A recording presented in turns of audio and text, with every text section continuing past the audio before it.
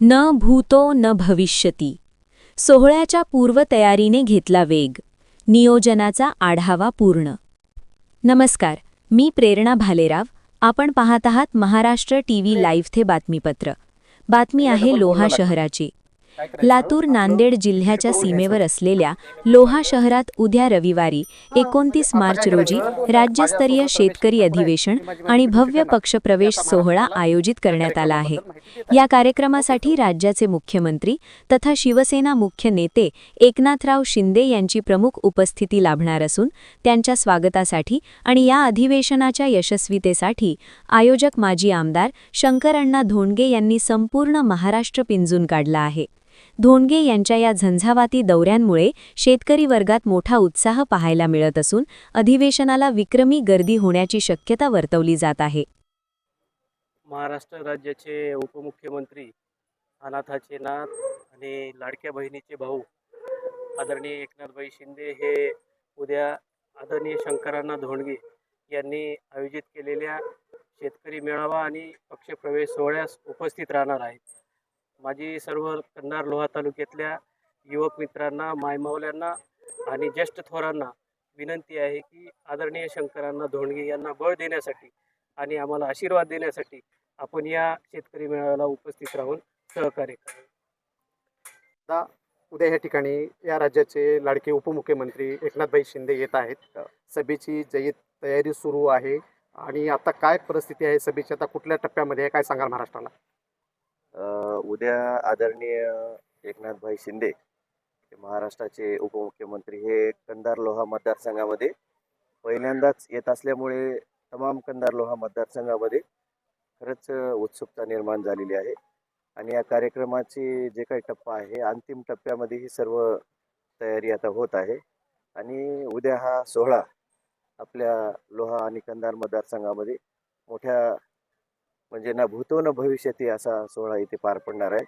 त्याच्यामध्ये आम्ही आदरणीय शंकरअण्णा धोंडगे, मी स्वतः, पवारसाहेब, आम्ही शिवराजदादा, आम्ही सर्वांनी या मेळाव्याला, शेतकरी मेळाव्याला कशा पद्धतीने जास्तीत जास्त संख्येने शेतकरी वर्ग, महिला भगिनी इथे येतील त्याच्यासाठी आम्ही गावागाव जाऊन सगळ्यांना, युवकांना आम्ही आव्हान केलात, आमंत्रण दिलात. त्याच्यामुळं मला वाटतं इथं सगळं उद्या लोहा तालुका जाम होईल. शेतकरी संघटनेचे किंवा शेतकरी नेते शंकरअण्णा धोंडगे माजी आमदार या भागाचे या ठिकाणी नेते आहेत. त्यांनी शेतकऱ्यांच्या चळवळीमध्ये त्यांचं फार मोठं योगदान आहे. शिवसेना ही सर्वसामान्यांच्या प्रश्नावर रस्त्यावर आलेलं नेतृत्व म्हणजे एकनाथदादा शिंदे आहेत आणि आता शेतकरी नेते शंकरअण्णा धोंडगे यांचं प्लस होते त्याच्यामध्ये. तर या सभेकडं महाराष्ट्राचं लक्ष लागलेलं आहे. तर आपण या दोन नेत्याच्या एकत्रीकरणाकडं कसं बघताय आणि शंकरअण्णा धोंडगे यांना काय म्हणजे उद्या महाराष्ट्राचं काय असेल?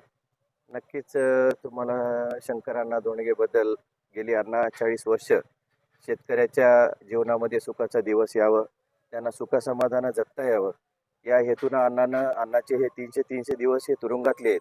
इथल्या शेतकरी समाजासाठी 30 दिवस हे सेपरेट जेलमधले आहेत.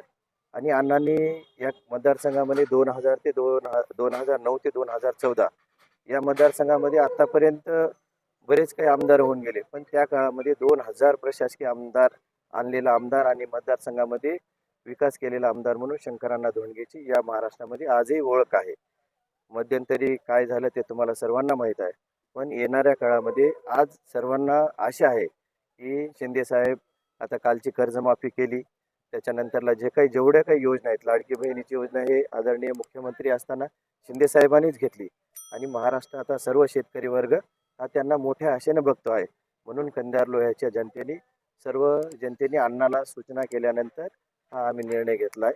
आणि नक्कीच येणाऱ्या काळामध्ये या मतदारसंघाला आणि शेतकरी समाजाला कशा पद्धतीने सुखाचे चांगले दिवस येतील, मतदारसंघाच्या विकासाच्या वाटेवर जे काही अण्णाचं अधुरं राहिलेलं स्वप्न आहे ते पूर्ण करण्यासाठी ही सर्व काही जे चालू आहे ती धडपड चालू आहे. जय भवानी, जय शिवाजी सोबतच आता जय जवान, जय किसान हा नारा आता शिवसेनेनं वाढवलेला आहे.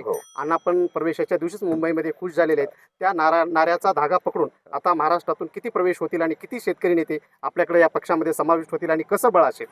नक्कीच आपण अण्णांनी महाराष्ट्रामध्ये जे काही MRS पक्षाची स्थापना केली, महाराष्ट्रामधले संबंध विदर्भातले काही असतील, पश्चिम महाराष्ट्रातील हे सर्व मंडळी जवळपास आतापर्यंत आमच्याकडं प्रमुख पदाधिकारी यांची जवळपास 150 लोकांची यादी जवळपास